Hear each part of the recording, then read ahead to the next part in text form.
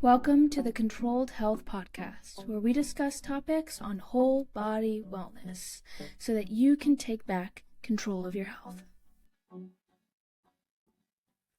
Hello, I'm Andrea, your host of the Controlled Health Podcast. I'm certified in muscle testing and I'm a student of the Nutrition Therapy Association. I will soon be a nutrition therapy practitioner. In this conversation, JT shares a story of adopting a carnivore lifestyle and positive impact it has had on his health. He discusses struggles with health issues, including IBS and depression, and how he found relief through the carnivore diet. JT emphasizes the importance of forgiveness and self-control in achieving mental and physical well-being. He also talks about his involvement in the Strangers Carnivore series and Healing Humanity documentary, which both aim to spread awareness about the benefits of the carnivore diet and help others improve their health. In this conversation, JT discusses the impact of food addiction, healing from sleep apnea, weight loss, and the power of decision making. Please make sure to always consult your healthcare professional before implementing anything new. Now, to the podcast.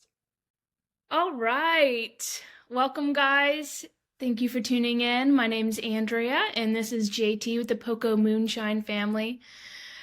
He is such a wonderful guy, and he has a YouTube channel that he does podcasts, and he goes to strangers' houses, and it's just incredible. So let's just get rolling with this.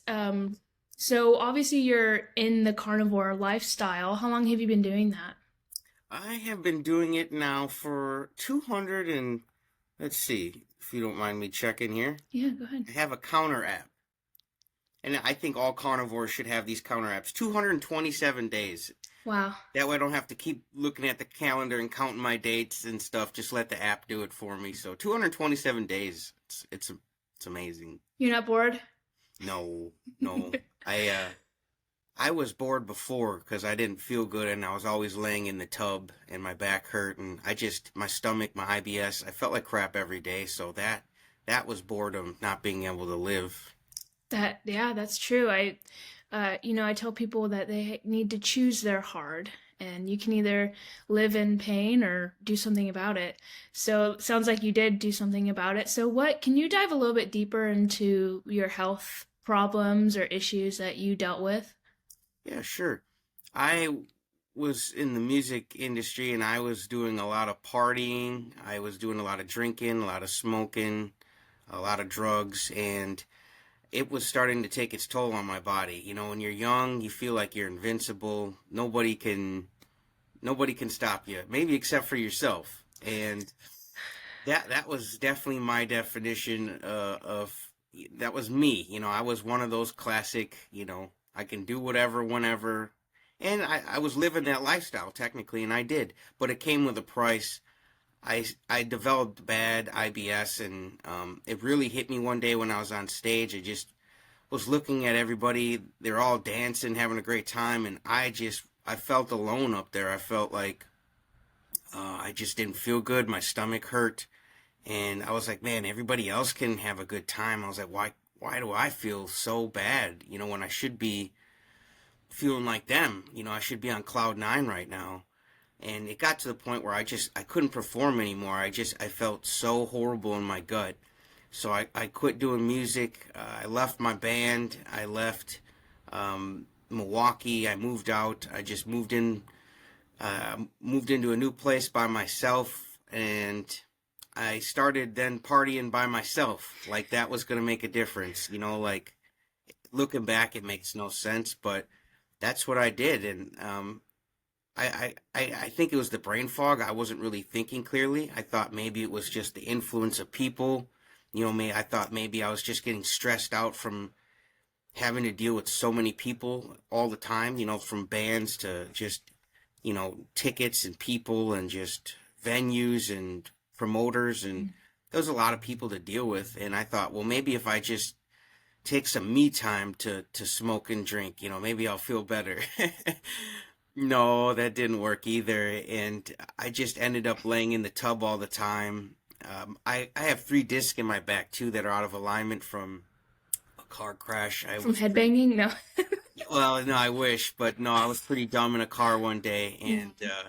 and let's just say neither of us were chicken, and we smashed, and my back was just messed up after that, Mm. and I just always had to lay in a tub. It would help my stomach feel a little bit better, and my back pain a little bit better, and my life became in a tub. It sucked, and that's when the depression started hitting in, and I feel like that word it never will serve justice to the true darkness that me and a lot of other people have been in. You know that it's just a word. It no way encapsulates uh, the true feelings that you feel when you're depressed and you're alone. It's a very dark place, and I I eventually was on YouTube searching around, and I wanted to get rid of my anger, and because I was a very angry person, I was angry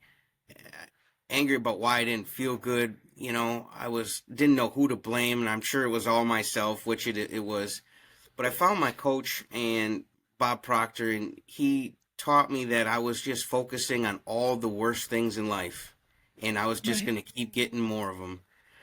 And I was supposed to just start focusing on the good things and to let go and to learn what forgiveness was. I had to learn what forgiveness was, like I grew up in Christian schools, but and you always heard, you're supposed to forgive and forget, that's what Jesus would do. Like, but why? Why though? Besides, it's just being the nice thing to do. Why though? Like when you're mad at someone, why should you forgive them? And my coach had to teach me why. And when I learned why, it was so liberating. And it wasn't for the other person, it wasn't for the other people who had wronged me in my mind. It was for me. I had to forgive them for me. So I didn't hold on to that negative energy anymore, that negative emotions, and then keep feeding off of that and then getting vibrations from that, and then it was making me have those types of thoughts, more anger. Hmm. I hadn't let any of it go. And so when I learned that forgiveness was just to let something go, to let it go, like you were, rehabilitating a bird, and you fixed its little wing, and then you take it outside and you let it go. You don't expect it to come back tomorrow, to sit back in the cage. When you let it go, you let it go. You set it free. And Yeah. that's what I had to do with my anger. I had to set all those little birdies free. I let them fly. I told them, don't ever come back. Be free. Like you don't have to be angry anymore. Just go fly. And ever since I did that, my life has gotten so much better. I had to work on my mentals first before I had to work on my physicals, because I feel like my mental was affecting my physical. And working on myself led me to start looking for more answers. And one day I was laying in the tub, and I was already subscribed to Carrie from Homestead How, but one of his videos popped up about him doing carnivore, and it reminded me my coach always said that you have what you need to get what you want. You have what you need to get what you want. He would always say that. I'm like, how do I have what I need to get what I wanted? Because if I want to get what I want, and I already had what I need to get it, I would already have it, Bob. But Bob was like, you already got it. You got to look for it. If you ain't looking, you won't find it. So I was like, man, I really did have what I needed the whole time. I had myself, the whole time. I had the ability to think better thoughts, and I wasn't. And I had the ability to look for solutions, and I wasn't doing that. And when I started to do that, I started to find things. And Carrie's video popped up on Carnivore. And I was like, man, maybe I could do this and get back to normal and get the hell out of this tub. And I did Mm. that, and I started feeling better. And my first 30 days on the carnivore diet were just absolutely bananas. I stopped snoring.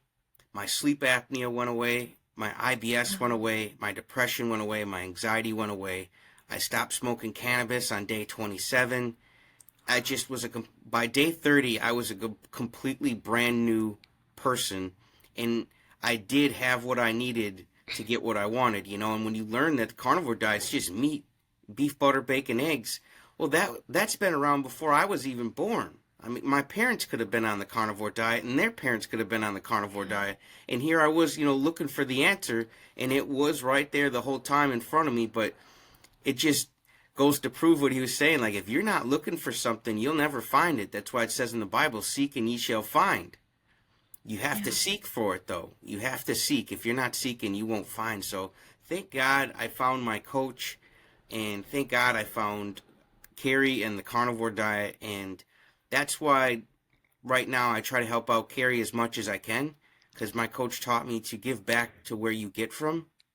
And when you finally get somebody who's giving you genuine help, they're not trying to sell you anything. You know, Carrie never sold me nothing, and all he's done is extend his hand in friendship. And by extending his help, though, with his story, he's helped a lot of people, whether they're friends Yeah. or not. And that was just such a genuine act of kindness that I experienced from him. I said, man, I've got to give back to this dude, man, because if it wasn't for this dude sharing his story, I would still feel like crap. Who knows if I would have found it. So that's why I'm working with Carrie. I mean, not just that we're not just friends. I mean, we are friends, but I have an obligation to give back to where I got such beautiful knowledge from. And now I feel like it's my job, and I'm sure you do too. You want to help other people feel the way you feel. It's Yes. like, why be greedy? Exactly. Man, JT, you're so eloquent with your story, and there's so many things. I just want to point out a few details that you actually Absolutely. talked about, because I when I tell people you need to have a base for your health, what you described is exactly what I mean. You can't just do diet or just do mental health or just exercise. You have to do everything. Um, Whether it's one first and then the other, whether it's, you start your diet and then your mental health, whatever, but it all has to come together as one. And I don't remember where I heard it from, but somebody said that the only control God gives us is self control. Mhm. And when I heard that, I was like, this is so true. We can control what we're consuming, whether it's what we're putting into our ears or our mouth, the environment we're living in, all of those things, the people that we're friends with. It's hard to change those things. It's not easy to get rid of people who are toxic in your life, or to start changing and rewiring those neural pathways to think positively and take control of those thoughts. I mean, that's what the Bible says is to take every thought captive. And I think that is a huge problem in today's society, because we're being fed with social media of what to think, what to wear, what to eat, when all these things.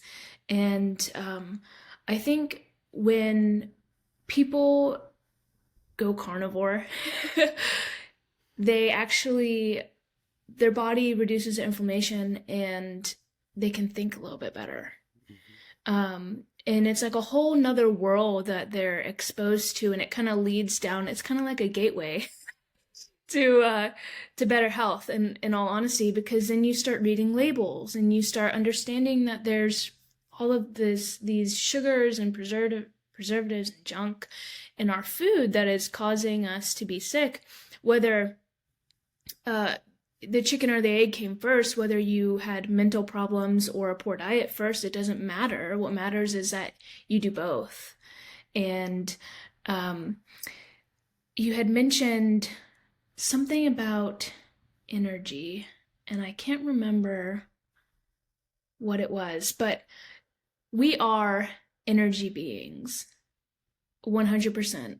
Um, God said, let there be light, and He also created us, and we get our energy, our mitochondria get our energy from food and light, and I believe love as well. So when the environment that you are in, the DJ environment, I've been in that environment as well, and it can be really overstimulating to the Mhm. nervous system, like severely overstimulating. Um, in fact, when I got sick, and I had a lot of neurological problems, I couldn't even go into a church where there was loudspeakers because of the energy that was emitted from the speakers. And but once I was able to kind of reduce that inflammation and do the carnivore diet, I was able to branch out and do these other things and start to heal. And it was just incredible to like see my body become resilient. In all honesty, I think that is a big thing that I wouldn't say. I kind of want to keep the conspiracy theories out of this, but um, I think they're trying to keep us to where our body is not resilient. So if, let's say, a virus goes around and our immune system's weak, we can't fight it. And so the carnivore diet really builds resilience. And have you It's in high seen, vibration.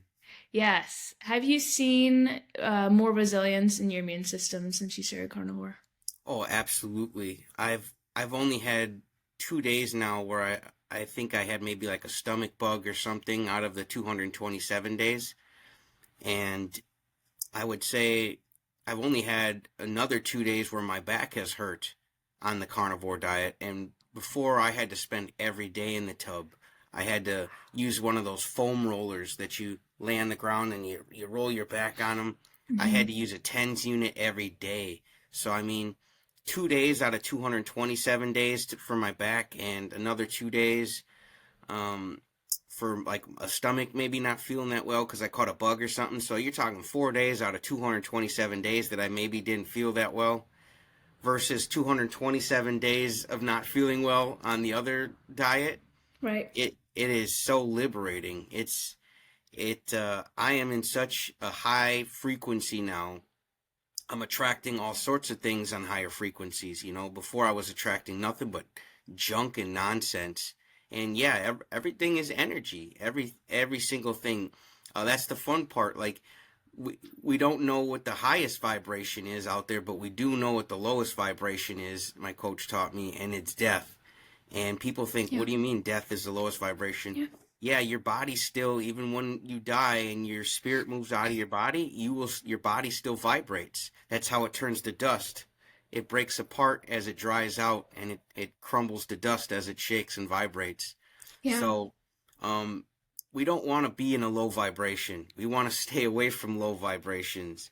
We want to stay high. And when you're talking to people and they're like, "Man, I'm feeling good today," they're they're subconsciously talking about their vibration.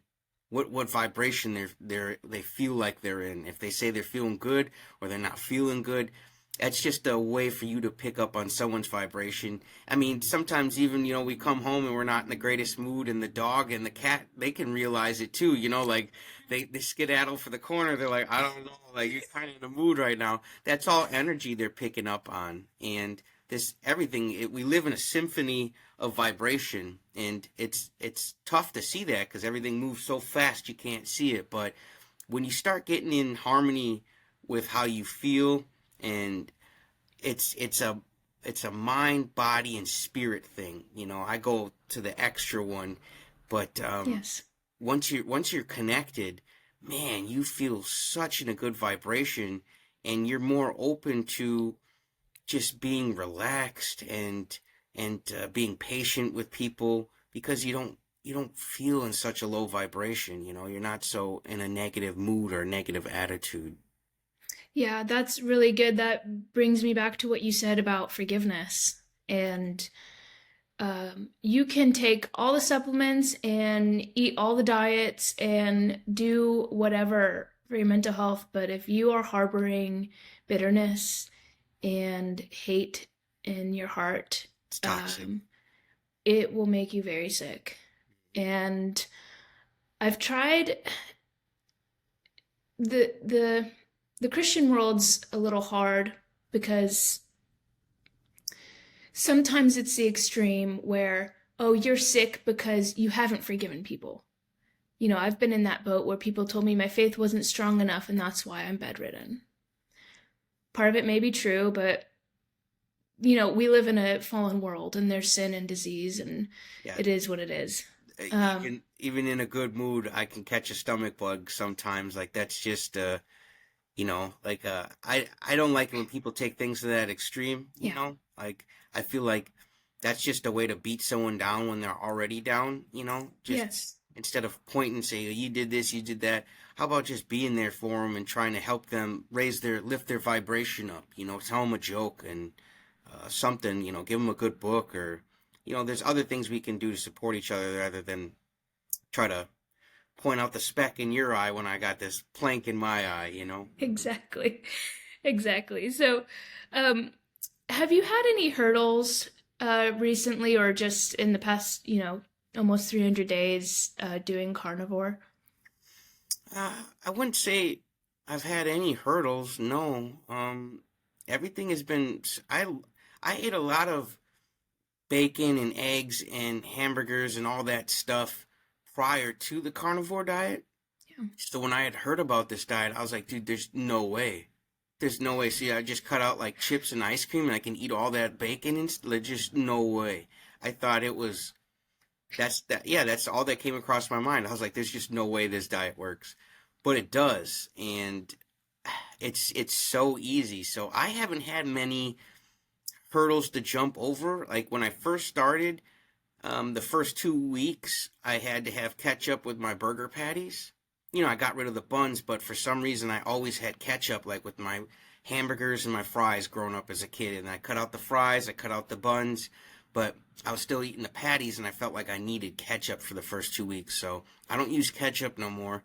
But even the first, I would say, 5 days were tough on the carnivore diet. I had cravings for all sorts of, Kit Kat bars and just Captain Crunch, peanut butter Captain Crunch, like huge bowls of it, and it was bad cravings. I can admit that. So that was a hurdle, but otherwise, it's been anything but hurdles. I was never able to stop smoking cannabis, no matter what I did. I had such a love for it. I love the way it looked. I love the way it smells. I love the way it tastes. I love the way it feels. And part of me still has that love for it, but I've gotten past that and I've let it go because I know that it probably won't be good for my lungs, if I want to stay away from having sleep apnea. Mm. So, and that was something I didn't really talk about much earlier, but my sleep apnea is what actually almost killed me. Um, it was Mm. worse than my depression. Like I had moments where my lungs just wouldn't work anymore, and I would run around the house scared because I just couldn't breathe. And then eventually I'd fall over on the floor because I wasn't breathing. So it was nothing but hurdles before carnivore. And now since I'm on carnivore, I feel like I'm in harmony. Like I'm in vibration with the smooth side of life and everything just I'm just gliding right now and not like I don't have like once in a while my son will be cranky and we'll have a tough day as a parent, but um, mostly, though, I'd say 98% of everything now is just smooth sailing. See, that's really good to hear because a lot of people, when I tell them, hey, you should try out the carnivore diet, they say that's too hard. And I just want to shake them sometimes. And I'm like, is it hard or is that chronic disease and autoimmune disease you're dealing with harder?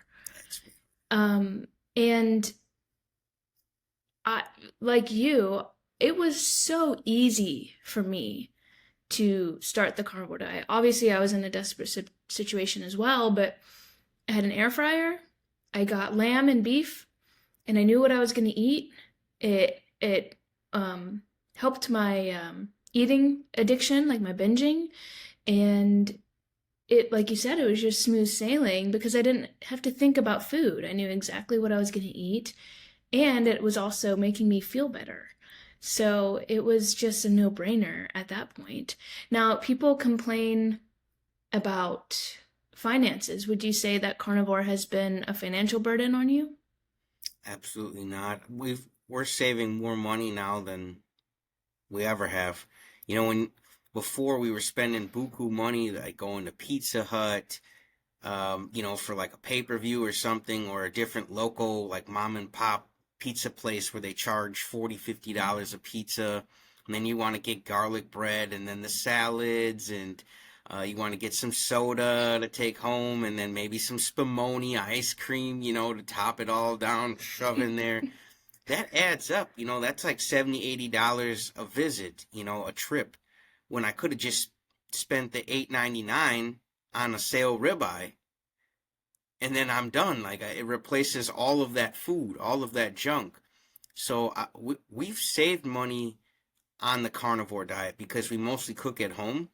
There's a few spots where I could go out and get some burger patties that are going to be overpriced, because it's funny when you're on the carnivore diet, the restaurants don't care. Like Nope. if you just want the bun or the burger, that's on you, but they're going to still charge you for the bun, the lettuce, the tomato, the french fries, the mashed potato. They don't give a crap if you wanted it to stay in the back cuz then they're going to cook it anyways and eat it in the back and they'll be like, "He just wants his burger patties, dumbass." Okay.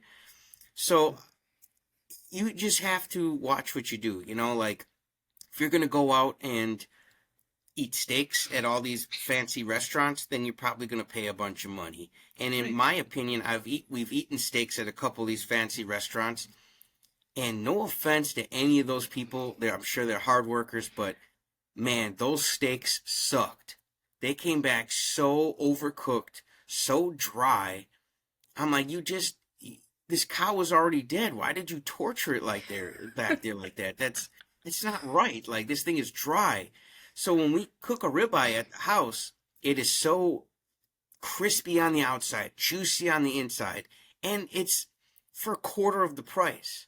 So we're eating at home a lot, even though we could go out, and get some steaks or burger patties somewhere, but it really doesn't make much sense when I can make a better burger, a better steak at home for a fraction of the price and still be happy. So I'm saving money. It has not been a burden at all. That is so, I'm on the same page as you. I haven't eaten out, like, actually, like, I used to eat sushi and just, every meal was a meal that was out, Chipotle, whatever.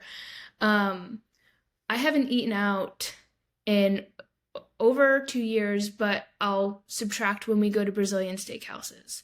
If you want to eat out and have carnivore, go to a Brazilian steakhouse. You'll be paying about, if it's lunch, it's a little bit cheaper, but I think it's about $45 to $50 a person, and you can have all you can eat meat, and it is delicious. And you can call ahead and actually request, like, seasoning if you have problems with seasoning, stuff like that. But they cook all of their meat on a spit, so it's crispy on the outside and it's so good. And they actually have like different, like they'll bring the meat out to your table and they'll ask like if you want rare, medium rare, and it's like it is so good. So that's really the only time I've been out to eat. Sometimes Five Guys, but like you said, they charge us $10 for a patty, and it's like that is absolutely ridiculous.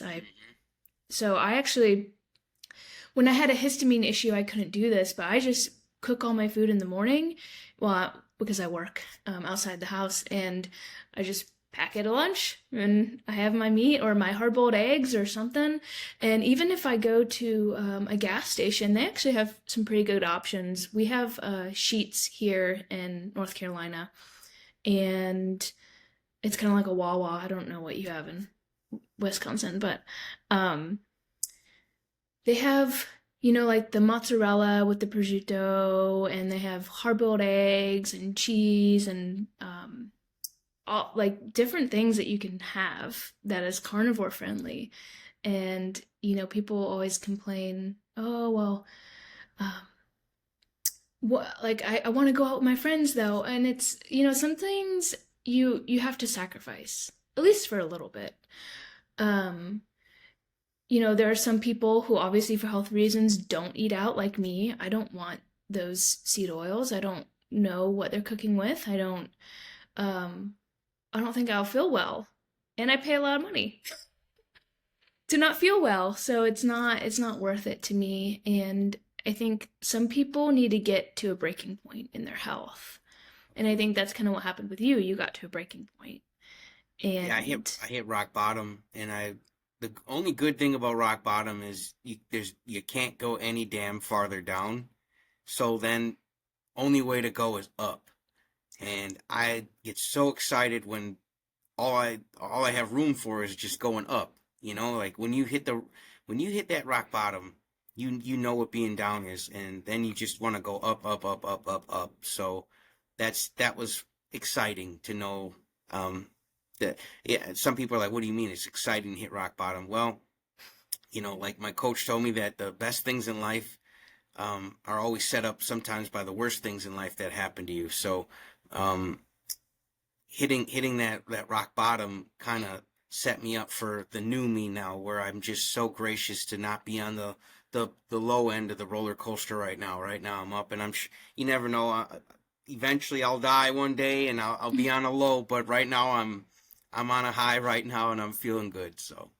That's awesome. So you have a family, Mhm. and are they doing carnivore as well? Has it impacted them? Yeah, we're a carnivore family. My wife, she is officially down 100 pounds on the Wow. carnivore diet. She's just killing it. And my son, he is growing like he's just growing like one of these like mystic dragons, man. He's getting so big on carnivore. And he's such a carnivore now. Sometimes I feel like he can spit flames and cook his own meat right in front of his face. Like he just loves it. He loves the ribeyes. He loves the cheeses. He loves all sorts of stuff. And sometimes we'll get him like some salami or summer sausage that does like have a little bit of carbs in it, but he's still very happy. And I just don't want to encourage like the junk food, Yeah. like sweet tarts and junk like that. I'd rather have him eating summer sausage and then instead of Sour Patch Kids. Does that make sense? So I know there's a little bit of Yeah. carbs in the salami, but to me it's a way better option than um, like Reese's or Kit Kat bars or something. What we eat will affect our health, but what we put on our skin can also affect our health. Most skincare products are full of toxins, and that can be disruptive to our hormones and even make our skin look worse. There are only a handful of companies that I trust when it comes to my skincare routines. One of them is Beauty Counter. They set one of the cleanest standards in beauty. In fact, they have something called the Never List. This is a list of over 2,800 ingredients that will never be in their products. Not only are they transparent with what goes into their products, but they go above and beyond to screen for safety. Most of the products are EWG certified. If you have not heard of EWG, is the Environmental Working Group. Their mission is to provide research so you can make informed choices to live a healthy life free of toxins. They focus on everything from food, water, agriculture to toxic chemicals like PFAs and personal care products. If you would like to support this channel, you can head to Beauty Counter and click the link in the description. Also, don't forget to check out EWG and their website to see how you can start to take back control of your health. If you have any questions, please feel free to leave a comment and I'll get back to you. Now, back to the podcast. Is your son old enough? Is he in school now or No, no? he's two, so he won't be going to Okay. school for a little while yet. So that would just concern me as a parent. Obviously, I want to homeschool, but do you want to homeschool, or are you just gonna send him to You regular know, school for now? we're thinking about it. I play things by ear, Yeah. I gotta see the school myself, and like like when I went to school, I was real little, so my mom put me through a karate class, so I was a black belt, and because she thought I was gonna get beat up all the time, and um, I got bullied once in a while, but I always defended myself, and that's just it's one thing like when it happens to you, and I see how parents feel, like you want to shelter your kid from everything, and I don't want him to be sheltered, but I also want him to be protected. So, nowadays, the schools get kind of crazy, from like a lack of supervision and a lack of supervision from parents and some of the weapons that these kids bring to school that they don't even know it's in their kids' backpacks. Yeah. It's kind of sad. Like I think there should be almost metal detectors in the house, man, before your kid leaves. And well, really though, so you Yeah. know what the hell's going on in your how these people aren't checking their kids' backpacks is just it blows my mind. Like that's a bag that's in your house and you don't have it checked and know what's in there, like unbelievable. Like or if you've got a weapon and it's not put away, like what are you doing as a parent? So yeah, those thoughts crossed my mind to homeschool him. So but we live in a pretty decent area, so he might just end up going to school. But we'll see. We'll see what happens, and I'll kind of ask him too and see what he's feeling. If he wants to go hang out with friends and try it out, then we'll try it out. That's awesome. Yeah, I listened to, I think it was on a podcast, but it was a gentleman and he worked for the food system for the schools. And he said, we're feeding our kids dog food. I mean, and it's hard because there are places that are low income, and this is the only meal that these kids are probably going to get, Yeah, which is, I mean, it's better than them starving. But at the same time, it's like, why can't we give them real food? You know, there's plenty of food going to waste. I know that as well. I mean, I've seen people having to I don't know if it's in different states, but there are some laws that like you can't slaughter animals on your own property. They have to hmm be in a slaughter facility. And I I've think that's seen, most states yeah. nowadays. They don't allow the beef farmers to do their own processing. And so I've seen so much food go to waste, like real food, not like boxes of cereal. And I think that's a big mission of mine is to teach people what real food is. I don't really want to fearmonger people or, you know, say you can never eat this or that so they get disordered eating. But when you actually understand what real food is and how it affects your body, you won't want to eat anything else. And I think that's kind of what all the carnivores are experiencing. Um, so I actually wanted to ask you about your strangers carnivore stuff. How's that been going? Carnivore for strangers. Yeah, talk a little bit about that. That it me and Carrie were texting and we like to just raise the stakes. Obviously that's why we called our podcast that, but we're always trying to up the ante. We're trying to go bigger in or go home, so and we're already at home, so we're like, let's think of something to go big at, and we'll be texting ideas and we're just trying to get outside of the normal carnivore box, and I've done it a lot too. I've done a lot of live streams and things, and it's just kind of the typical carnivore video, that gets put on YouTube. And so we said, what could we do that's not a typical carnivore video, and there's a channel we like called Discover Connection, Mhm. and this guy, I'm not sure who he got it from. He said he got it from a different YouTuber, but um, he was walking around Compton knocking on doors and seeing who would let him in to cook a dinner. Oh my And we goodness. said, "Ooh, that's fun, man. Whether it's Compton or not, man, like we can knock on doors, but let's put a carnivore twist on it. Instead of cooking them a bunch of junk food when we get inside their house, let's cook them some good healthy meals like a steak." So we put a carnivore twist on that idea and said, well, let's knock on some doors and see who would let us in their house so we can cook them a steak dinner and a nice healing the body meal.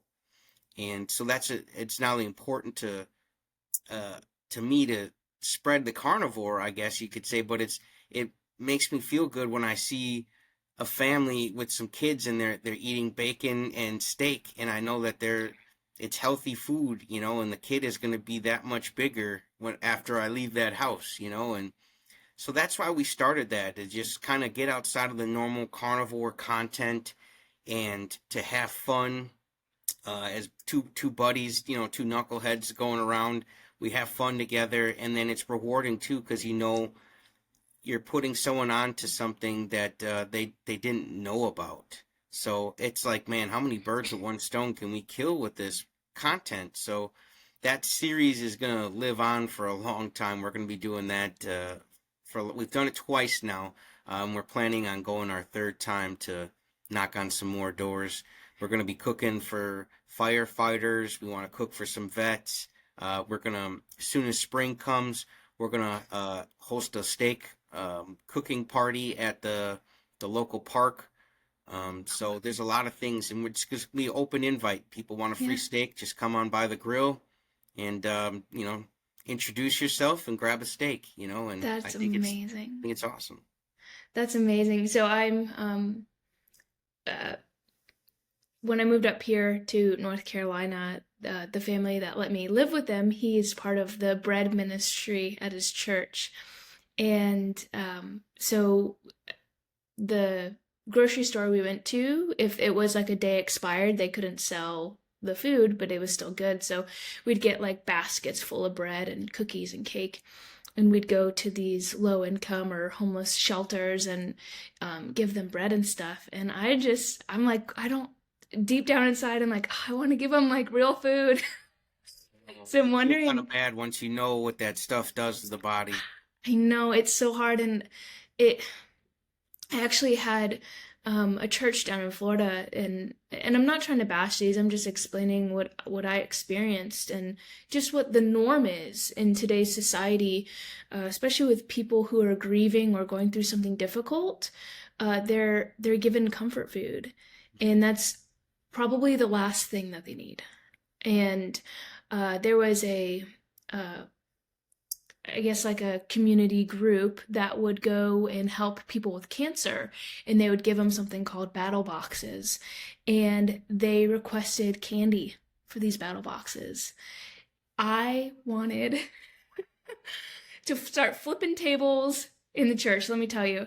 But it's not the hard thing is, like, I don't think these people are stupid or trying to harm them. I think it's just pure ignorance and honestly maybe a degree of brainwashing that uh, we've been taught with the food pyramid and just emotions in general. And if your kid falls down and scrapes his knee, give him a lollipop. Like, okay, well, now he's creating this neural pathway, and so whenever he hurts himself, he's gonna want to get sugar. And I've seen that with myself. When I get emotional and stuff, I definitely want sugary things. And um, that was definitely something in my childhood that if I hurt myself or something, I would, my family would give me food for comfort.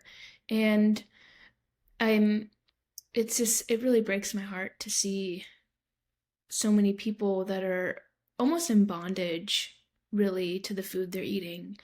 When I tell people I'm just 7 days, just do carnivore for 7 days, and they say, "Oh, it's boring. I need other things." I'm like, trust me, when your arthritis goes away, it's not going to be boring anymore. Hmm. It's totally worth it. And discipline is just, I think, a necessity in life that we lack a lot nowadays. And when it comes to health, we have control over what we put in our mouth. Well, at least to an extent. I mean, some people think that, addictions are something we can't control, but I believe that we can overcome them. Absolutely. Especially with, binging and eating disorders mostly come from people being malnourished. Their body is craving something, some vitamins, minerals that usually come from meat or some other type of animal product, and they're not eating it. And so they start binging on other things that the body may think this will give me what I need. Drugs are the same way. I feel like, someone's not happy. They want to keep, smoking or drinking and hitting that dopamine, so it makes them feel good again, makes them feel like they're happy. It's a cycle, yeah. But you have to work on yourself. You have to go inward. All we're our only problem and we are our only solution, and Yeah. that's like you said, the only control we get is self-control. And it's our temple. And if we muck up our temple and we just let anybody in there and we put any sort of stuff in there, it's not going to be a peaceful place to enjoy and cherish what we have. So we have to, treat it as a temple, and not trying to be cheesy about that or anything, but you really should, keep yourself clean and free of negative energy and just keep it peaceful. Yeah, that's exactly right. Um, so the sorry, I'm looking at my notes. Oh, you're okay. Your podcast. You want to talk about your podcast? Yeah, sure. Me and Carrie started Raise the Stakes. That's our podcast.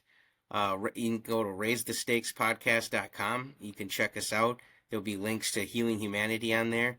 And Yes. Talk a little yes, bit, sorry, talk a little bit about healing humanity because this is honestly just revolutionary, I think. yeah, Healing Humanity, that's going to be one of, if not the best documentary ever made, because it's something it's genuine of heart, and it's coming from the same guy that just put me on the Carnivore with no strings attached. Like Carrie didn't Carrie didn't say, "Hey man, give me $100 and I'll teach you what made me feel better." He just shared his story. And so I cannot wait to share these stories in this documentary. This documentary is like a little video love package, and it's going to go out there and it's going to show nothing but love to whoever watches it. And I am so excited to see the impact and the change that this documentary is going to make, whether it goes on Netflix or Hulu or whatever app it hits. It's going to make one of the biggest splashes you could imagine. And I think you're going to start seeing carnivore restaurants pop up, little carnivore like mini marts pop up. You're going to start seeing more carnivore options in gas stations. It's going to make a change for the better. And a lot of people are like, well, when the documentary comes out, people are going to eat more meat and we're going to run out of meat. That's a scarcity mindset. That's a There is no such thing. Scarcity does not exist on this planet. There's nothing but abundance. Yes. And you can even ask the farmers. They usually Yes. throw away a lot of their crop because they have no one to eat it. I mean, there's always more being grown than being eaten.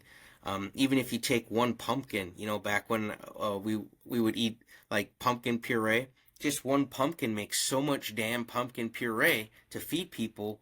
And you see, there's 6 pumpkins just on this one person's porch that they carved up and put candles in, which is not a problem.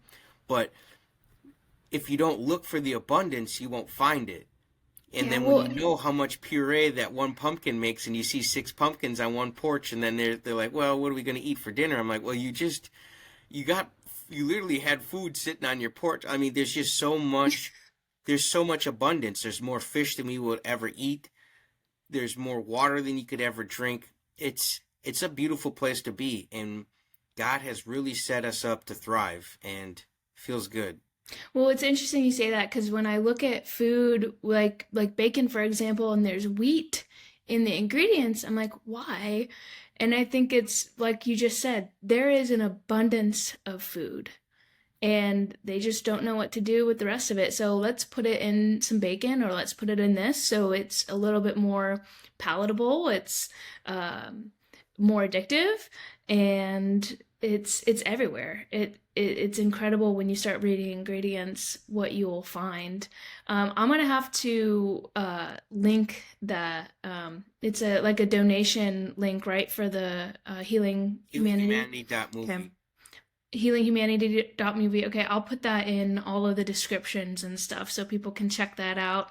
Carrie is such an amazing character, and I what a more perfect person to find Carnivore than him. He is just so evangelical about it, and I mean, he's experienced sleep apnea too, right? He healed from sleep apnea, and I hear all the time, "Oh, I'm getting my tonsils removed because I have sleep apnea." I'm like, why? Like, that is absolutely ridiculous. I think some doctors are just pulling strings sometimes to figure out what they can do to help somebody. And, I think it does come from, like, they do want to help that person. It's all Um, band-aids though. They're yeah, not they're not getting to the cut. They're exactly. not disinfecting that thing and then and sealing it back up and Right. teaching us how to never get that cut again. They just keep putting band-aids on because that makes more money, you know. Right. Why give somebody a fish when you can teach them how to fish? Yep. Teach somebody how to fish. And when there's If they another taught us how to thing. fish, we wouldn't be back no more. So Exactly. there really is no money in carnivore. That's why we're gonna get fought tooth and nail to try to get this documentary made because there's a lot of companies out there with a lot to lose. Ice cream companies, um, soda companies, chip companies, The big candy plant-based movement. companies. Yeah. Yeah, there's a lot of money to lose for them. But For that's one small thing you can. farmers, Yeah, it'll be it'll really be good. good. But the Yeah. only the only change in life that's guaranteed is change itself. So it's going to change, and they'll have to change with us. And if they want to survive their companies, they want to make money, they'll have to pivot and find out a way to work with the carnivores. And that's on them. That ain't on me. Yeah. So I'm doing what I got to do. I've been changing. That's what got me to a new vibration here. So we have to change with the world, because the world will change. Yes. Wow, JT, this has been absolutely amazing chatting with you. And I love seeing all of these carnivore channels pop up and just see everybody honestly take back control of their health and start to heal. I got my Meat Heals shirt on. Hey, I Um, love that. That's yeah, cool. my friend gave it to me. She actually won it in a contest, and I she feel a little underdressed now. no, it's I decided that I'll wear these if I talk to carnivore success stories. So, um, uh, yeah, I don't think people in you probably get this too. People probably look at you sideways. You're like, oh, I only eat meat, or they think, Especially when you tell them that in a hat like this. They're like, somehow I don't doubt it. Whatever, crazy guy. oh, you not that I mean, weight is part of your health, but you lost some weight too, right? hmm Yeah, I've lost 88 pounds now, That's insane. and I've kind of plateaued there. I still have like the little bit of belly chunk I'm trying to get rid of. It's this little tiny. It's like the tiniest little baby beer belly you've ever seen, and it's holding on for dear life. Like it's on the side of a plane, just flapping around. It's hanging on for dear life. Yeah. Eventually, though, that thing will fly right off, and I'll be at my true goal weight. But I don't think I have much more than maybe 2 or 3 pounds left to lose, which is why it's maybe being a little stubborn. Yeah. So That I've been belly at my goal fat, weight. yeah, that belly fat too can be like cortisol too, just like stress and even like artificial lights can cause like insulin problems and can create that little fat, but I'll have to stay I'm away from the tanning beds. yeah. Yeah. Exactly. Well, what is one thing that you would tell our audience to start doing to take back control of their health? Ooh, that is such a good one, but it's also such an easy one. And just because I should say, it shouldn't say easy. It's simple. And just because something's simple doesn't mean it's easy. And that would be to make decisions. And Ooh, like you said, the only control you have is self-control. Well, that goes hand in hand with your self-control is making good decisions. And I would just start using the law of polarity with your decision making. And the mm, law of polarity is like you can't have an up without a down, an inside with an out without an out, a hot without a cold, and you can't have a question without an answer. And that's the beautiful thing. Once you learn about the law of polarity, it gives you so much um, power in your sales, to get out there. And if you say, okay, law of polarity, I have a soda and I have water. Okay, which one do you think is gonna be better for you? The soda is bad. The water is a lot better. So use that law of polarity. Like a bag of chips or a steak. Like use mm, the law of polarity, the law of opposites, to help get yourself in the opposite vibration. So if you're in a low vibration, you want to get to high vibration, you got to start picking stuff in a better vibration. So I would use your power to make a decision And you just Mm. never underestimate your power to make a decision, because the smallest decision could make the biggest impact out here. Like when Kerry made the decision to hit the record button and share his story, he's Yeah. changed a lot of lives. Yeah. And it's like getting married and having a child. Well, my son now, he's going to be around past me. And then he's going to have kids, and their kids are going to have kids, and their kids are going to have kids, and those kids will have kids. And in all those people, in all their experiences, and all the impact they're going to make, whether I get to meet them or not, they all came from my one decision. Right. And that's how powerful your decisions are. You could change the world with one decision. And you have to remember the power you have. And the decisions are so powerful. They could totally drive us in the dirt, or they could totally get us on the high end of the roller coaster where we're just having a great time. So make decisions, make good ones, and just love yourself. Remember, that's why you're making that good decision, is because you don't want to feel like crap no more. Or if you're not just not wanting to feel like crap, you're a parent and you're leading by example. You want to show your child how to do it the right way. So the power of a decision, that's what I would leave with you guys. Wow, that's really profound because I personally have a problem with decision making. It gives me a lot of anxiety, and there's a lot of things in my life that Make them I've quicker. yeah, Yes, if you get anxiety about making a decision, my coach taught me you're thinking about it too long. yep, He yep. says, the funny thing is, I'll just teach you quick. The most successful people you see, like these business guys, and they make quick decisions, and they're doing this, they're doing that. The universe likes speed, right? Mm, So if you make a decision and it's taking you too long to make the decision, the universe will make the decision for you, because mm, eventually time just keeps on moving on with or without you. If you didn't make that decision a week from now, something might change, and the universe makes it for you. It likes speed. Like, look, we like the fastest pizza deliveries, and people get on Carnivore and they want to see results the first week. We like speed. So the best way to improve your decision making is to just make it in 30 seconds or less. mm. And when you can start doing that, because then you start working off your intuition. You got to just get more tuned with Right, your because if something intuition. happens after you made that decision, then you'll just, I made this decision, let's just work with it, let's figure out, let's go And over you these can always hurdles. change your decision later. Like you don't that's what makes a good Mm, leader, is that they're mm, willing to change. They're willing to change when they get a set of new facts or something. So a decision isn't permanent all the time, okay? So you can always go back and say, okay, let's rework this.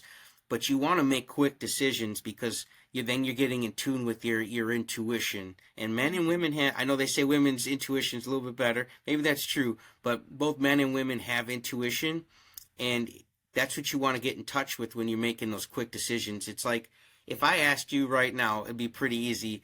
Hey, do you want this big 2 liter Mountain Dew, or do you want this ice cold cup of water? I'm sure I know you could make that decision in less than 30 seconds, right? Right. Mm-hmm. Right. And decisions are a lot easier to make when you know yourself. Mm. So you just got to keep going inside. And then the more you know yourself, the more you know what you like, what you don't like, decisions are going to be easy. And my coach says, say no to everything that's not going to get you to your goal. Mm. So if you have a goal to stay healthy, Right. and something pops up, and instantly in 10 seconds, like, well, that's not going to help me. That won't make me feel good. That's not going to help the scale.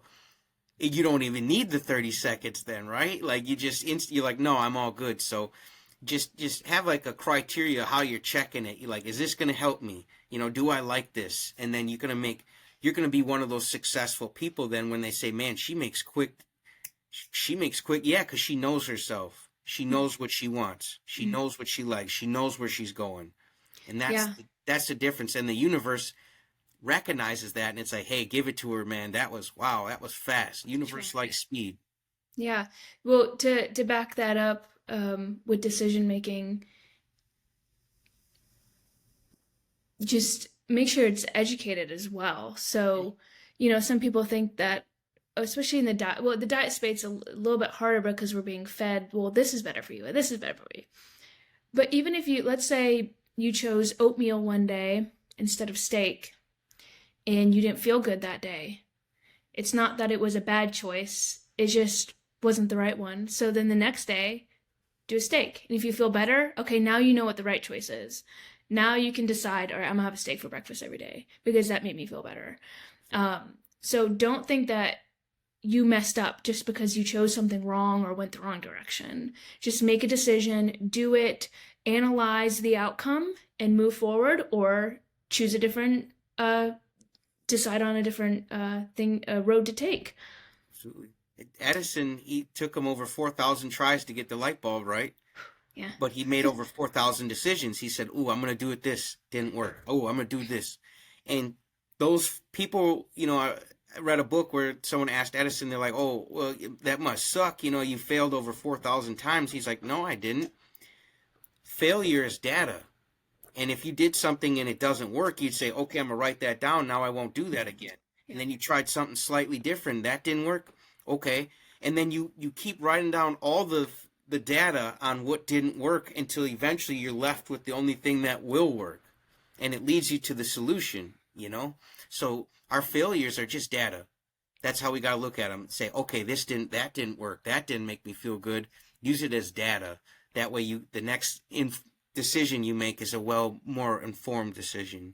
Wow, this is great. Well, where can people find you and listen to your podcasts and all that fun stuff? Absolutely. Go on YouTube and type in the Poco Moonshine family, and that's Poko, and Right on then his hat. Moonshine. It's a mouthful, but it's just Poco Moonshine is just the name of a pond that I had a really good time fishing at with my dad, and I Oh, wanted to dedicate my channel to family fun and adventure, and that's what I did, and that's what I'm still doing. And I feel like people like you, my carnivores, you guys fit in the family category, and it's fun. So, and life is one big adventure, so I feel like I'm still holding true to my original motto. that's amazing. Well, JT, thank you so much for being on my podcast. Yes.